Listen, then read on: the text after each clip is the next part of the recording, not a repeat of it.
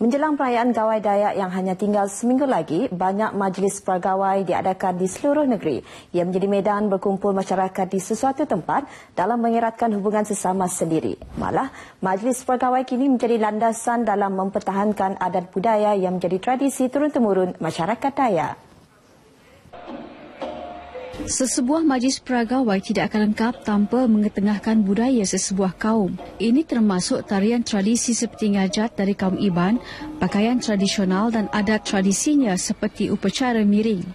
Bangga dengan usaha tersebut, Timbalan Ketua Menteri Sarawak, Tan Sri Afiq Jabu percaya ia salah satu langkah dalam mengekal identiti sesuatu kaum. Kerana baginya, budaya melambangkan bangsa dan bangsa dikenali melalui bahasa, makanan, pakaian dan tarian.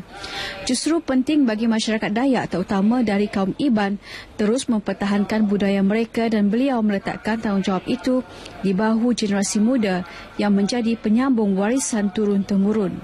Tan Sri Jabu berucap pada majlis makanan malam Gawai Dayak peringkat bahagian Sri Aman di Sri Aman. Jawatankuasa penganjur majlis tersebut turut memberi perhargaan atau insentif kepada 37 pelajar dari masyarakat Dayak yang cemerlang dalam pelajaran mereka. Sarawak mencatatkan purata 1.23 kematian setiap hari akibat kemalangan jalan raya, sementara negara mempunyai rekod kemalangan yang tinggi dengan kira-kira 19% rakyat meninggal dunia akibat kecelakaan di jalan raya. Menteri Pembangunan Infrastruktur dan Perhubungan Sarawak, Datuk Seri Michael Manyin berkata angka itu masih tinggi dari sasaran yang ditetapkan oleh United Nations Global Road Safety, iaitu 2 indeks kematian untuk setiap 1,000 kenderaan. Sehubungan itu, kerjasama secara komprehensif semua penduduk amat diperlukan bagi memastikan sasaran Malaysia mengurangkan indeks kematian kepada 2.0 menjelang tahun 2020 tercapai. Datuk Seri Michael Manyin memberitahu media pada kempen keselamatan jalan raya sempena sambutan perayaan Hari Gawai Dayak di Jambatan Tol Lanang Sibu.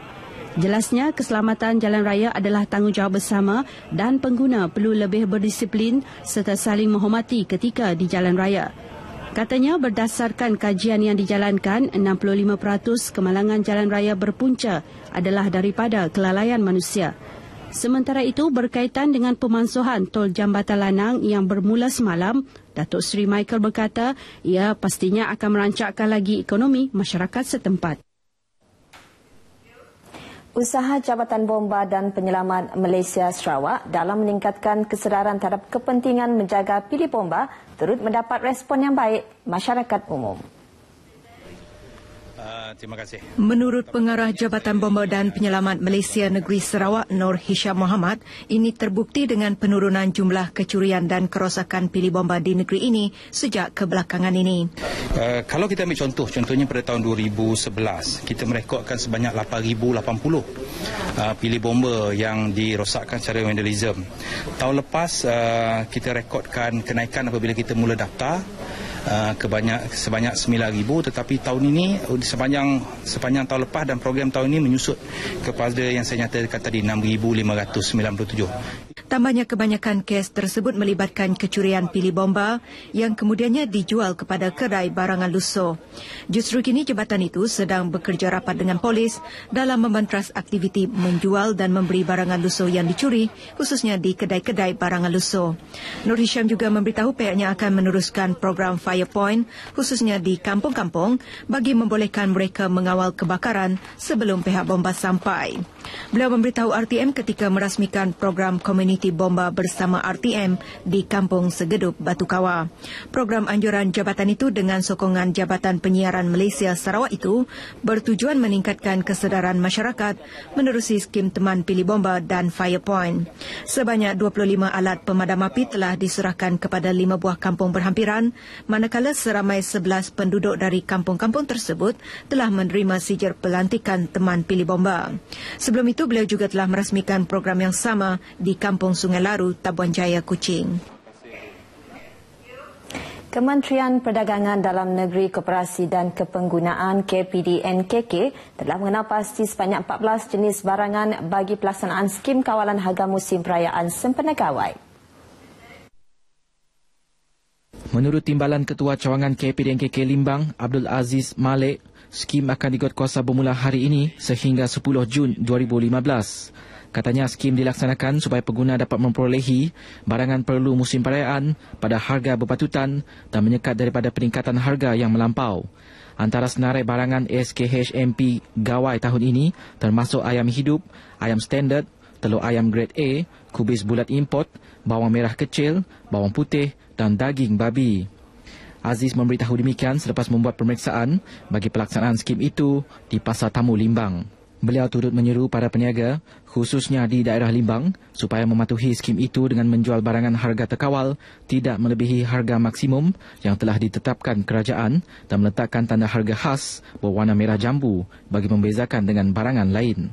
Jelasnya kegagalan mematuhi peraturan itu, peniaga boleh dikenakan tindakan di bawah Akta Kawalan Harga dan Anti Pencatutan 2011. Gagal meletak tanda harga berwarna merah jambu bagi barangan harga terkawal. Denda maksima untuk orang individu adalah RM10,000 untuk kesalahan pertama, kesalahan kedua adalah RM20,000. Dalam pada itu, Aziz memberi jaminan bekalan barangan terkawal untuk daerah Limbang mencukupi bagi perayaan Gawai Dayak bulan depan. Seramai 704 orang penerima dari daerah Matu menerima bantuan rakyat Satu Malaysia BR1M hari ini bagi fasa kedua melibatkan peruntukan berjumlah hampir RM500,000. Bantuan tersebut disampaikan Setiausaha Politik kepada Ketua Menteri Sarawak Abu Seman Jahwi di Dewan Suara Matu. Dalam ucapannya, beliau berharap penerima memanfaatkan bantuan itu sepenuhnya, terutama dalam meringankan beban kehidupan mereka. Beliau juga menggalakkan penerima-penerima bantuan untuk membuka akaun bank bagi memudahkan proses pemberian BRIM. Di majlis yang sama, Abu Seman turut menyampaikan geran projek kecil luar bandar yang berjumlah RM696,000 kepada 90 penerima yang terdiri daripada JKKK Kampung, Jawatankuasa Kebajikan, Jawatankuasa Pembangunan, Jawatankuasa Masjid, PIBG Sekolah, AJK Surau, Persatuan, Kelab dan Yayasan yang ada di Matu. Beliau menjelaskan pemberian geran itu bertujuan untuk membangunkan masyarakat luar bandar bagi menyediakan persekitaran yang selesa. Ceramah awam mengenai American Muslims and Islam in the United States America telah berlangsung di Perpustakaan Negeri Sarawak Pustaka Petrajaya Kuching hari ini. Ceramah anjuran bersama Pusat Maklumat Islam Sarawak IIC dan pustaka itu disampaikan oleh Profesor Dr. David William Damrell dari University of South Carolina, Upstate, Amerika. Beliau yang berasal dari Texas telah berkongsi pengalaman dan gambaran beliau terhadap banyak agama yang diperolehinya melalui pemerhatian di beberapa tempat ibadah di dunia. Mengenai agama Islam di Amerika, beliau berkata mereka perlu menyesuaikan diri kerana negara itu mempunyai penganut agama yang berlainan dan kebebasan beragama sudah sebati dalam kalangan rakyatnya.